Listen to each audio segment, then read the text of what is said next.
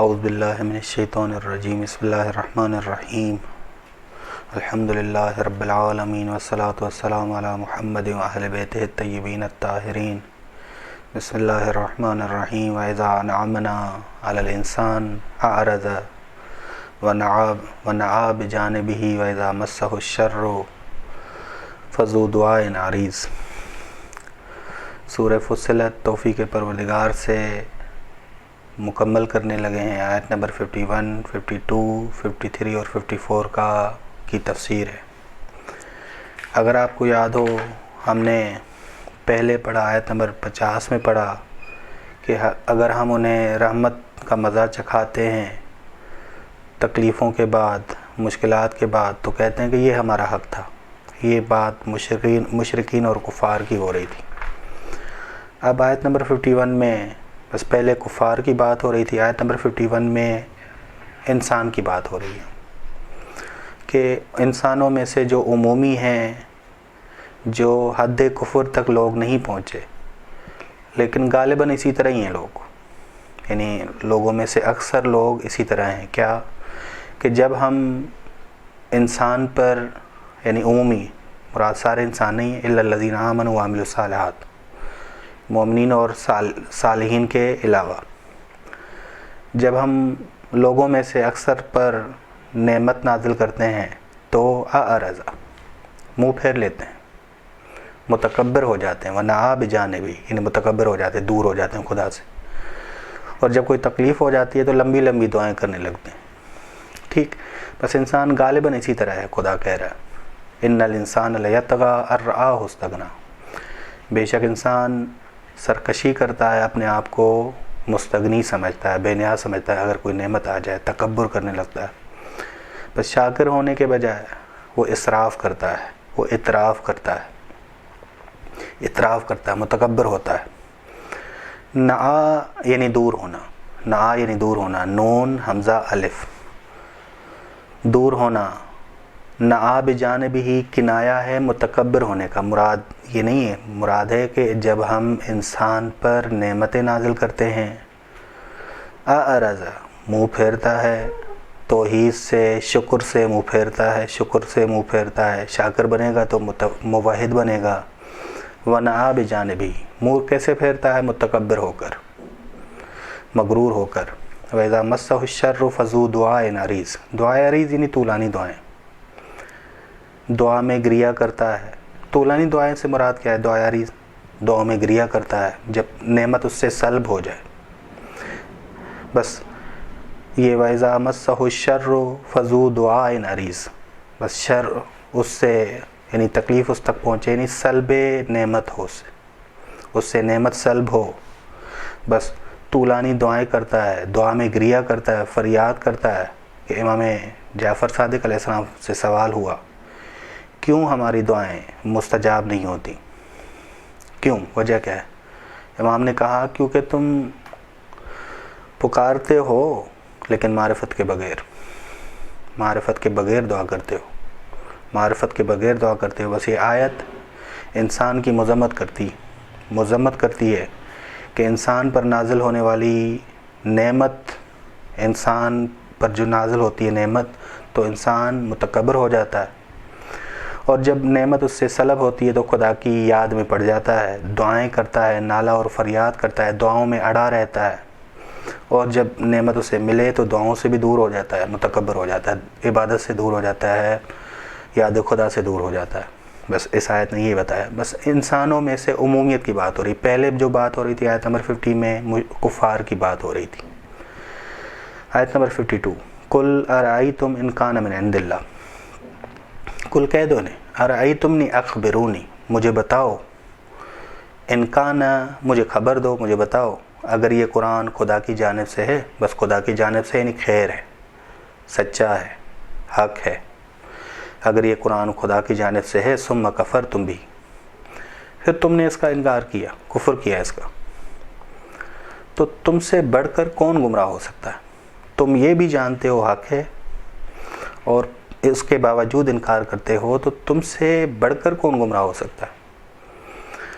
من اضل ممن، بس اس سے بڑھ کر کون گمراہ ہو سکتا ہے جو جانے کہ کتاب خدا کی جانب سے ہے، حق ہے، خیر ہے، خدا کی جانب سے نہیں حق ہے، جو بھی خدا کی جانب سے وہ حق ہے، حق ہے، خیر ہے، سچی ہے، اور تم اس سے دوری اختیار کرتے ہو، بس دور ہو، بس تم کیا بڑا فاصلہ ہے تمہارے درمیان، حق سے بڑا فاصلہ ہے، خدا سے بڑا فاصلہ ہے، خیر سے بڑا فاصلہ ہے، سچ سے بڑا فاصلہ ہے تمہارا، تم خیر سے بہت دور ہو چکے ہو، خدا سے بہت دور ہو چکے ہو، حق سے بہت دور ہو چکے ہو، شقاقن بعید، یہ ہوا فی شقاقن بعید، ٹھیک، بس ثم کفرتم بھی، یعنی تم سب نے اس کو قبول، حق جاننے کے بعد قبول نہیں کیا، انکار کیا. بس اگر جو حق کے مقابلے میں کفر اختیار کرے وہ دور والی گمراہی میں، وہ حق سے کہیں دور ہے، حق سے کہیں دور ہے. بس کفر اور منافقت دین کے ساتھ یکجا نہیں ہو سکتے، کفر ہو اور ایمان بھی ہو، دینداری بھی ہو، یہ ہو نہیں سکتا. بس یہ دوری ہے، بہت زیادہ، بہت فاصلہ ہے، بہت دوری ہے، یہ جمع نہیں ہو سکتے آپس میں. بس حق اور باطل کے درمیان بہت زیادہ فاصلہ ہے، بہت زیادہ دوری ہے. مراد یہ ہے جو چیز تمہارے پاس خدا کی جانب سے آ رہی ہے اور تم کہہ رہے ہو کہ خدا کی جانب سے، بس خدا کی جانب سے تو خیر ہے، سچی ہے، حق ہے، تم اس سے دوری اختیار کر رہے ہو. بس تعجب ہے تم پر، تم دور ہو چکے ہو. کس سے؟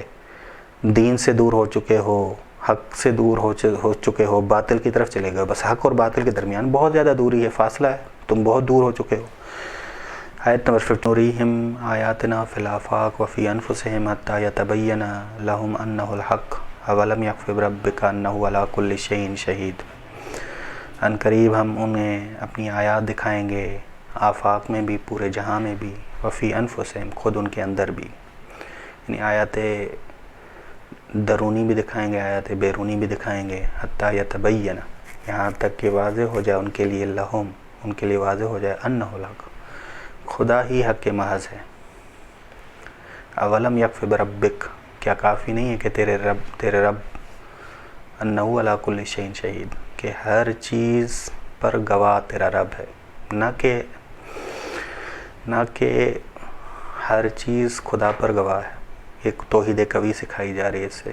توحید قوی کیا ہے؟ کہ خدا ہر چیز پر، کہ انبیاء علیہ السلام کی اور معصومین علیہ السلام کی جو توحید ہے وہ یہ ہے کہ خدا گواہ ہے، خدا سے اشیاء کو سمجھتے ہیں.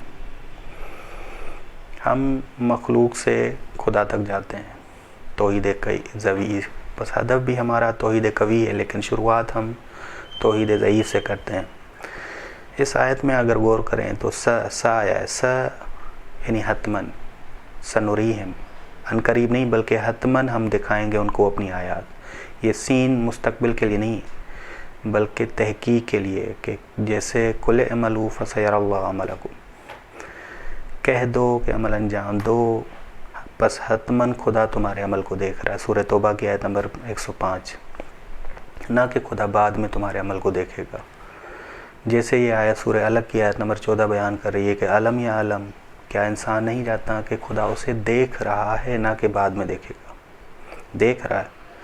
بس سورہ توبہ کی آیت نمبر 105 میں سین مستقبل ان قریب کے معنی میں نہیں ہے بلکہ حتماً کے معنی میں. سنوریہم یعنی حتماً ہم ان کو اپنی آیات دکھاتے ہیں. بیرونی آیات ہیں، درونی آیات ہیں. درونی آیات ہے، سب آیات خدا کی وحدانیت کو ثابت کرتی ہیں.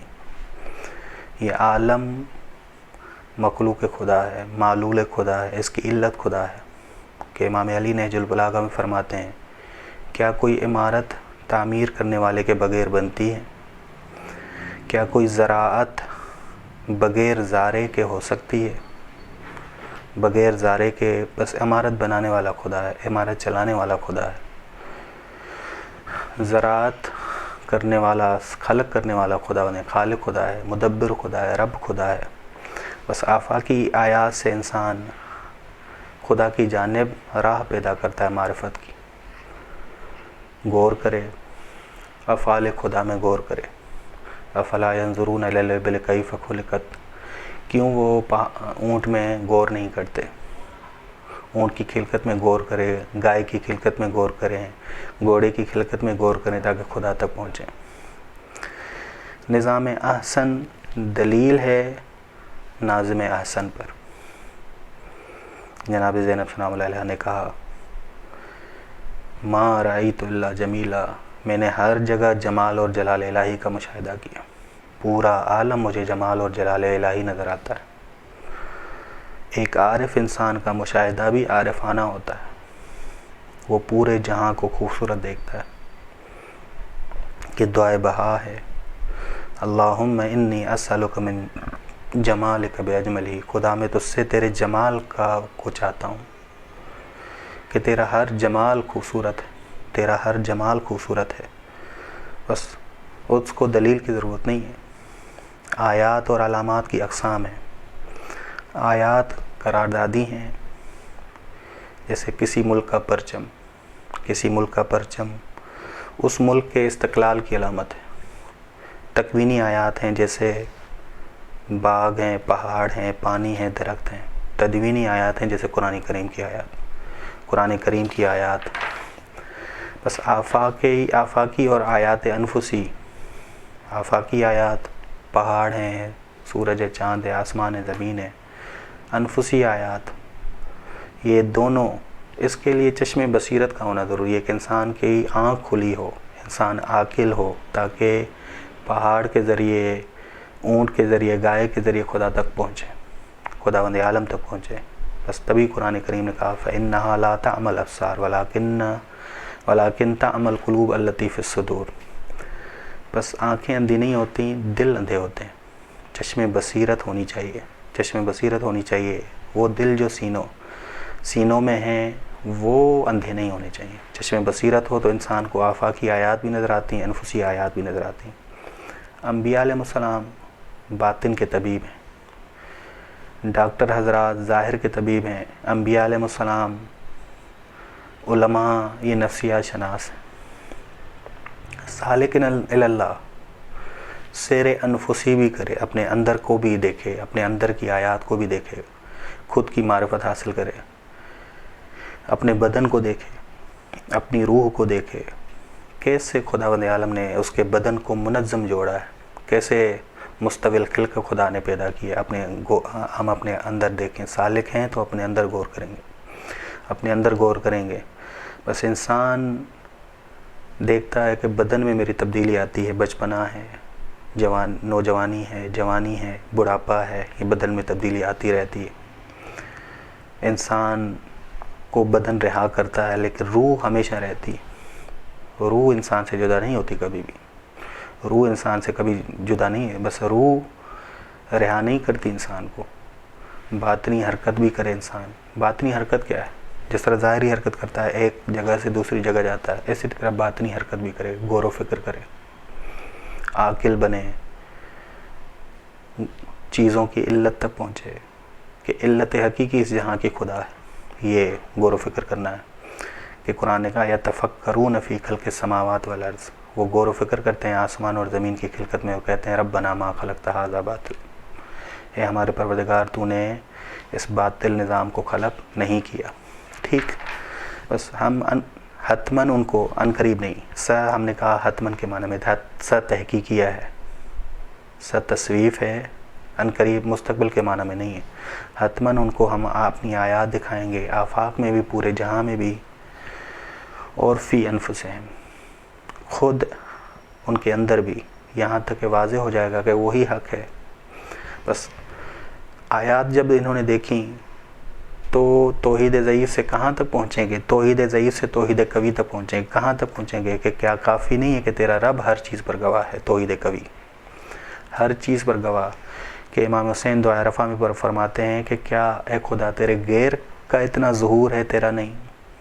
کیا تیرا غیر اتنا ظاہر ہے تو نہیں کہ وہ تیرا غیر تجھے ظاہر کرے؟ ایک دفعہ چیز گواہ ہے، چیز کے ذریعے خدا تک، یہ شروعاتی آفاقی آیات کے ذریعے ہم خدا تک پہنچے۔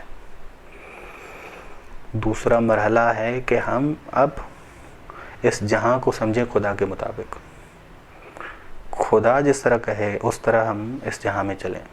یہ بڑا مہم ہے، یہ ہے توحید قوی، کہ ہر چیز پر خدا اس کے بارے میں کیا کہتا ہے، خدا زمین کے بارے میں کیا کہتا ہے، خدا کیا کہتا ہے کہ سب سے پہلے اس زمین پہ کون اترا۔ ٹھیک، بس توحید قوی تک پہنچنا ہے۔ شروعات توحید ضعیف سے. انبیاء علیہ السلام، ائمہ علیہ السلام توحید ضعیف سے شروعات نہیں کرتے، وہ توحید قوی سے ہی شروعات کرتے ہیں. توحید قوی سے اس عالم میں نگاہ کرتے ہیں، تبھی اس عالم کو خوبصورت دیکھتے ہیں. ما رأیت الا جمیلا، میں نے جمال خدا کے علاوہ کچھ نہیں دیکھا. آخری آیت ہے سورہ فصلت کی، توفیق پروردگار سے مکمل ہونے لگی ہے. الا انہم، شروعات وہی شروعات اس سورہ کی مشرکین سے ہوئی، کفار سے ہوئی، کفار مکہ سے ہوئی. اب اختتام بھی اسی پہ ہی ہو رہا ہے. آیت نمبر 3 میں بھی ان کا ذکر ہوا. الا انہم فی مریۃ، بے شک یہ مشرکین کفار شک میں ہیں اپنے رب کی ملاقات سے، اپنے رب کی ملاقات سے شک میں ہیں. یہ نقطہ نہیں سمجھتے کہ خدا ہر چیز پر گواہ ہے، خدا ہر چیز پر محیط ہے. یہ نہیں سمجھتے، یہ نقطہ نہیں سمجھتے نہیں. خداوند عالم ہر چیز پر شہید ہے، گواہ ہے، یہ نہیں سمجھتے. اور الا انہ بکل شیء محیط، آگاہ رہو خدا ہر چیز پر محیط ہے. یعنی کیا؟ یہ نہیں دیکھتے کہ زمین کو دیکھتے ہیں، زمین زمین پہ جس نے احاطہ کیے ہوئے ہے خدا، اسے نہیں سمجھتے. زمین کو دیکھتے ہیں، خالق زمین کو نہیں دیکھتے، کیونکہ خدا ہر چیز پر. جہاں معرفت زمین ہے، معرفت زمین سے معرفت خدا ہے، بس یہ زمین آیت خدا ہے، آیت خدا ہے. بس یہ نقطہ اگر ان مشرکین کو سمجھ آتا کہ خدا ہر چیز پر محیط ہے، تو معرفت زمین سے معرفت خدا تک پہنچتے، معرفت آسمان سے معرفت خدا تک پہنچتے. لیکن نہیں پہنچے. بس خداوند عالم ہر چیز پر محیط ہے. اگر زمین کی معرفت سے انسان خدا تک پہنچتا ہے تو معرفت الارض معرفت اللہ ہے. اگر آسمان کی خلقت سے انسان خدا تک پہنچتا ہے تو معرفت سما معرفت خدا ہے، معرفت خدا ہے. بس مشرکین اور کافرین کیا ہیں، کس نقطے سے دور ہیں؟ یہ نہیں سمجھتے کہ خدا ہر چیز پر گواہ ہے، خدا ہر چیز پر محیط ہے. اس وجہ سے ان کی توحید ہے ہی نہیں. وہ مشرکین ہیں، وہ خدا کا شریک قرار دیتے ہیں یا خدا کا انکار ہی کر دیتے ہیں. بعض خدا کا شریک قرار دیتے تھے، بعض الہادی تھے، ملحد تھے کہ خدا کا انکار کرتے تھے. کہتے تھے کہ نہ مبدا ہے نہ معاد ہے، زمانے نے ہمیں زندہ کیا، زمانہ ہی ہمیں مارے گا. توحید قوی کیا ہے؟ هو الاول والآخر والظاہر والباطن. وہی اول ہے، وہی آخر ہے، وہی ظاہر ہے، وہی باطن ہے. یہ آخری جملہ یہی بتا رہا ہے. الا انہ بکل شیء محیط، آگاہ رہو خدا ہر چیز پر محیط ہے. یعنی وہ هو الاول والآخر والظاہر والباطن. اگر یہ نقطہ سمجھ آ جائے کبھی بھی انسان مشرک نہیں بنے گا. بس توفیق پروردگار سے یہ سورہ تمام ہوئی. خدا ہمارے پورے وجود میں توحید کو نازل کر دے. وصلی اللہ علی محمد و اہل بیتہ الطیبین الطاہرین.